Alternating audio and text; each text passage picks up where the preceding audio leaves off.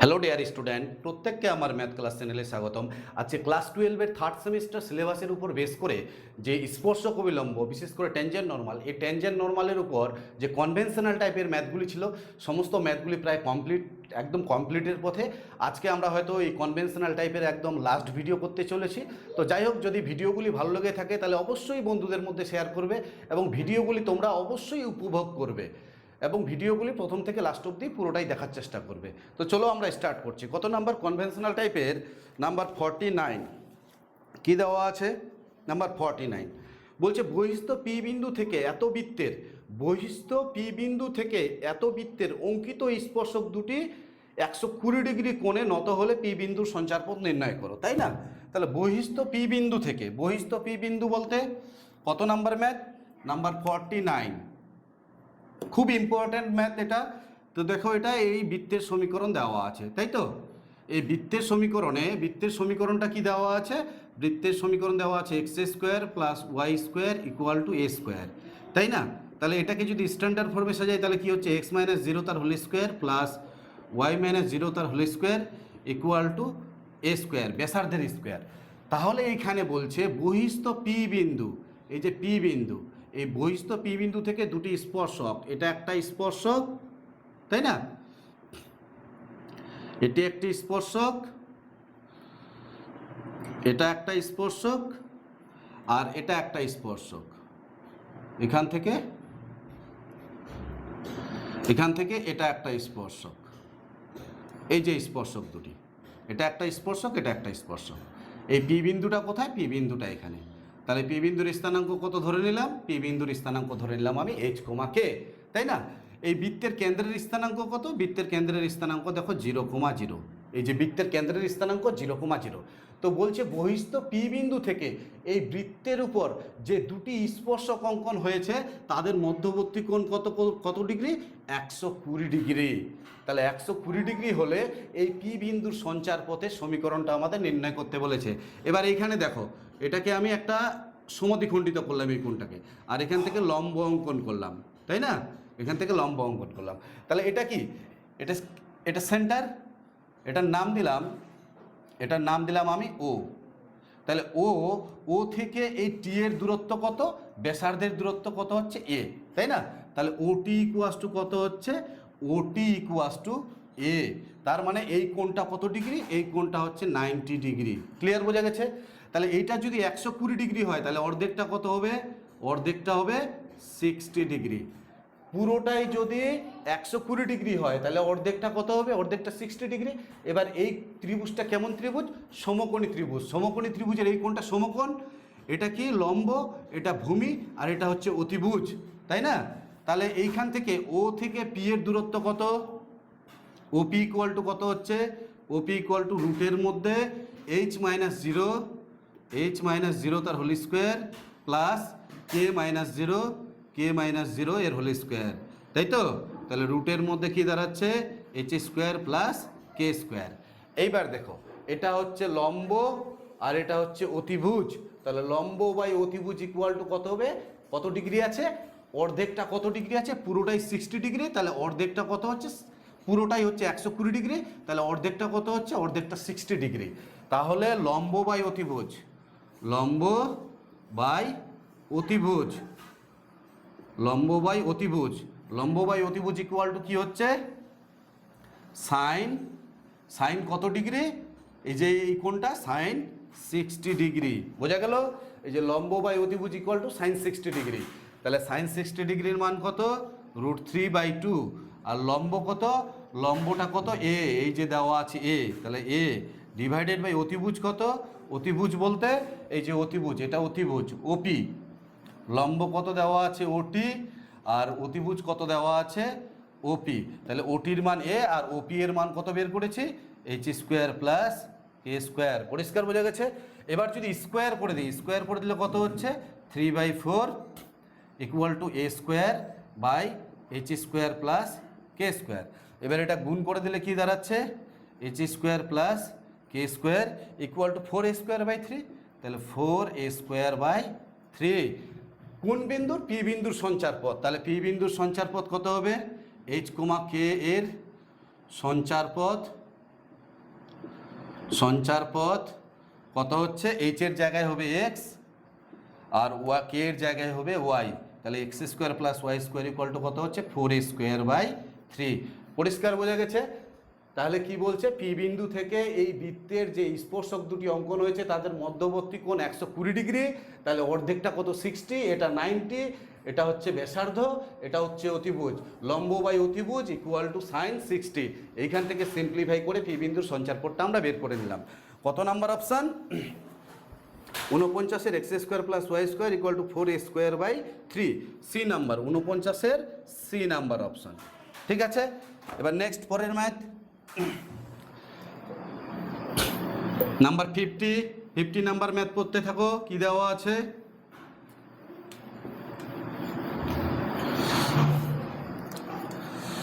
Number 50 দেওয়া আছে, দুটো ইকুয়েশন দেওয়া আছে, একটা এক্স ইকুয়াল টু ওয়াই আর একটা দেওয়া আছে x y square equal to 4 × 4 - x, তাই না? এটার নাম দিলাম আমি 2 আর এটার নাম দিলাম আমি 1। তো বলছে এত সরলরেখা এবং এত বক্রকে যে বিন্দুতে ছেদ করে সেই বিন্দুতে স্পর্শকের সমীকরণ। বলছে এই সরলরেখাটি এই বক্রকে, এই সরলরেখাটি এই বক্রকে যে বিন্দুতে ছেদ করে, এই সরলরেখাটি এই বক্রকে যে বিন্দুতে ছেদ করে সেই বিন্দুতে স্পর্শকের সমীকরণ। তার মানে কি, এই সরলরেখাটি যদি এই বক্ররেখাটিকে ছেদ করে, তার মানে কি একটা ছেদ বিন্দু থাকবে, দ্যাট ইজ এ দুটোকে সমাধান করলেই ছেদ বিন্দুটা পেয়ে যাব। তো দ্যাট ইজ এখান থেকে ওয়াইয়ের জায়গায় কত বসাবো, ওয়াইয়ের জায়গায় বসাবো এক্স, তাহলে কত হচ্ছে এখানে এক্স স্কোয়ার, তাহলে কত হচ্ছে 4 4 16 - 4x ইমপ্লাইজ কত হচ্ছে x³ + 4x - 16 ইকুয়াল টু 0। এবার দেখো 2 বসালে ইকুয়েশনটা 0 হয়ে যাচ্ছে। এখানে 2 এর কিউব প্লাস এখানে 2 বসালে 4 × 2 = 8 মাইনাস কত হচ্ছে 16, তাহলে 2 এর কিউব কত হচ্ছে 8 + 8 - 16 ইকুয়াল টু 0। তার মানে কত বসালে হচ্ছে, x এর জায়গায় 2 বসালে, x এর জায়গায় 2 বসালে এই এর মান কি হয়ে যাচ্ছে, 0 হয়ে যাচ্ছে। দ্যাট ইজ x = 2 একটি এর সমাধান, তাই না? তো দেখি কতগুলো সমাধান আছে। তাহলে এখান থেকে x - 2 3 ঘাতের ইকুয়েশন সলভ করতে হয় এইভাবে, x - 2 × x - 2, এখানে কত আছে x³, তাহলে এখানে লিখলাম আমি x²। দেখো x² আর x গুণ করলে কত হচ্ছে x³, এটার সাথে এটা গুণ করলে কত হচ্ছে -2x²। ঠিক আছে, এখানে x² যুক্ত কোনো টার্ম নেই, এখানে আমার চলে এসছে, তাহলে এটাকে কাটতে হবে। তাহলে এটাকে কাটতে গেলে কত দিয়ে গুণ করব, 2x, তা 2x আর x গুণ করলে কত হচ্ছে +2x², এটার সাথে এটা গুণ করলে -4x। এখানে আছে +4x, আমার এসছে কত -4x, তাহলে এখানে কত দেবো +8, তাহলে কত হচ্ছে +8x। দেখো 8x থেকে 4x বিয়োগ করলে 4x, R 8 × 2 = 16, -16 equal to 0 implies কি দাঁড়াচ্ছে x - 2 × x² + 2x + 8 equal to 0। তাহলে সুতরাং x - 2 ইকুয়াল টু 0 আর x² + 2x + 8 not equal to 0। কারণটা কি, এইখান থেকে x এর বাস্তব মান পাবো না, যে মানগুলো পাবো কাল্পনিক মান পাবো। তাহলে x এর মান কত দাঁড়াচ্ছে, x এর মান 2, তাহলে x যখন 2 y কত হচ্ছে, y এর মান x এর মান 2 হলে y এর মান 2 হচ্ছে, তাহলে বিন্দুটি কত হচ্ছে 2,2। এই বিন্দুতে স্পর্শকের সমীকরণ নির্ণয় করতে বলেছে। তাহলে স্পর্শকের সমীকরণ নির্ণয়ের জন্য এই কার্ভ থেকে আমাকে dy/dx বের করতে হবে। তো চলো আমি dy/dx বের করছি। এটাকে ডেরিভেটিভ করলে লিখি আগে ইকুয়েশনটা, xy² = 4 4 16 - 4x। এটাকে ডেরিভেটিভ করবো, এক্সটাকে ঠিক রাখলাম, y² এর ডেরিভেটিভ 2y dy/dx প্লাস, এবার y²টাকে ঠিক রাখলাম, x এর ডেরিভেটিভ 1 আর এখানে 0 - 4। কত বিন্দুতে dy/dx বের করবো, 2,2 বিন্দুতে। তাহলে x এর জায়গায় 2 বসাও, এখানে 2 ছিল, y এর জায়গায় 2 × dy/dx, আর y এর জায়গায় 2 বসালে কত হচ্ছে 4 ইকুয়াল টু -4। তাহলে কত হচ্ছে dy/dx, এই 4টা ওইদিকে গেলে -8 আর 2 × 2 = 4, 2 × 8 /8, 8 কাটলো, dy/dx এর মান কত হচ্ছে -1। তাহলে কত বিন্দুতে, 2,2 বিন্দুতে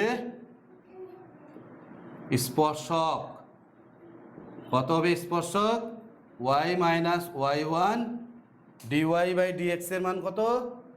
minus x minus minus one x minus x one. তাহলে y minus two minus x plus two implies minus এক্সটা এদিকে আসলে x plus y equal to কত হচ্ছে? 4। তাহলে এটাই হচ্ছে আমাদের এই সরলরেখাটি যে বিন্দুতে এই যে 2,2 বিন্দুতে এই বক্ররেখাটিকে স্পর্শ করেছে তার স্পর্শকের সমীকরণ x plus y equal to 4। কত number answer? X plus y equal to 4, 50-এর ডি নাম্বার অপশন। ক্লিয়ার? বোঝা গেছে? একদম সোজা অঙ্ক। নেক্সট 52, পরের ম্যাথ কি দেওয়া আছে পড়তে থাকো।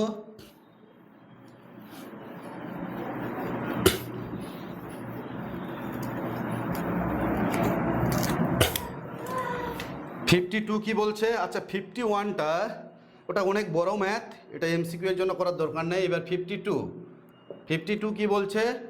Root of x plus root of y equal to root of a. এত বক্রের যে কোনো বিন্দুতে অঙ্কিত স্পর্শক অক্ষ দুটিতে ছেদিতাংশ দুটির সমষ্টির মান কি আসবে?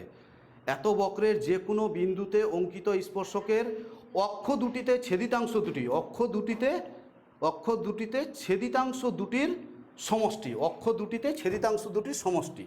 দ্যাট ইজ কোনো একটি সরল রেখা, এই যে স্পর্শকটা এটা একটা বক্ররেখা, এই বক্ররেখা অক্ষ দুটির যে ছেদিতাংশ দুটি, এই যে ছেদিতাংশ দুটি, একটা এ মূল বিন্দু থেকে এক্স অক্ষকে যে দূরত্ব ছেদ করে, যদি সরল রেখাটা এই ফর্মে থাকে x by a plus y by b equals to 1, আমরা জানি ছেদিতাংশ আকার ইন্টারসেক্টিং ফর্ম কি? X by a plus y by b equals to 1। That is origin থেকে এক্স অ্যাক্সিসকে যে পয়েন্টে ছেদ করেছে বা কাট করেছে তার ডিস্টেন্স হচ্ছে এ, আর অরিজিন থেকে ওয়াই অ্যাক্সিসকে এই স্ট্রেট লাইনটি যে পয়েন্টে কাট করেছে তার ডিস্টেন্স হচ্ছে বি। তাহলে এই যে এ আর প্লাস বি, এই দুটোর প্লাসটা আমাকে বের করতে বলছে, ছেদিতাংশ দুটোর এই যে এ আর বি, এই দুটোকে প্লাস করে যেটা আসবে সেটা আমাদের ফাইন্ড আউট করতে বলেছে। এ প্লাস বি আমাকে ফাইন্ড আউট করতে বলেছে। তার মানে কি? এই বক্রের স্পর্শকের সমীকরণটা বের করব, তারপরে সেই স্পর্শকটাকে ছেদিতাংশ আকারে সাজাবো। তাহলে এই বক্রের স্পর্শকের সমীকরণ কত হবে?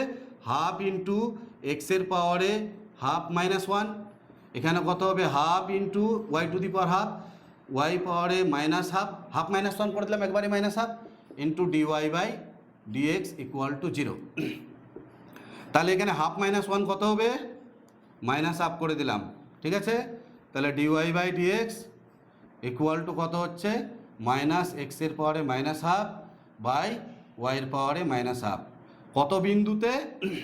Dy by dx at the point x1, y1, এই বিন্দুতে। তাহলে কত হচ্ছে? x1 তার পাওয়ারে মাইনাস হাফ আর y1 তার পাওয়ারে মাইনাস হাফ। খুব ইম্পর্ট্যান্ট ম্যাথ এটা। এবার স্পর্শকের সমীকরণ কত বিন্দুতে? x1, y1, এই পয়েন্টে ইকুয়েশন অফ ট্যানজেন্ট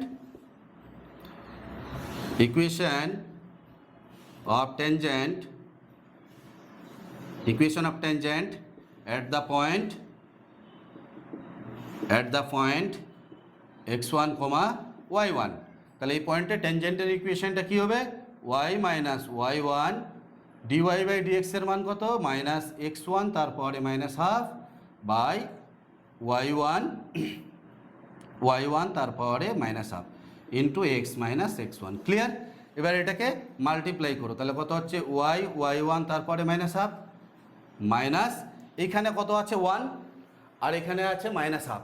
তাহলে 1 থেকে মাইনাস হাফ, এটা যখন গুণ করব তাহলে সূচক হয়ে যাবে। তাহলে 1 থেকে মাইনাস হাফ করলে কত হচ্ছে? প্লাস হাফ, তাই না?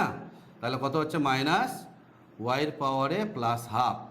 একই রকমভাবে এটার সাথে এটা মাল্টিপ্লাই করলে কত হচ্ছে? মাইনাস x1 তারপরে মাইনাস হাফ আর মাইনাসে প্লাস x1 এর পাওয়ারে 1 আছে আর এর পাওয়ারে মাইনাস হাফ আছে। তাহলে 1 থেকে হাফ বিয়োগ করলে কত হবে? হাফ। তাহলে x1 তার পাওয়ারে হাফ।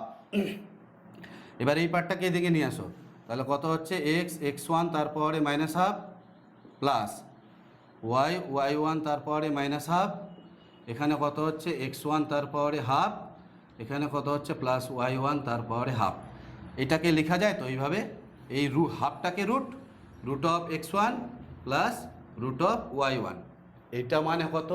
কারণ x1 y1 পয়েন্টটা কার উপরে আছে? এই কার্ভটার উপরে আছে, তাহলে কার্ভটাকে স্যাটিসফাই করবে, তাই না? তাহলে স্যাটিসফাই করলে এর মান কত হচ্ছে?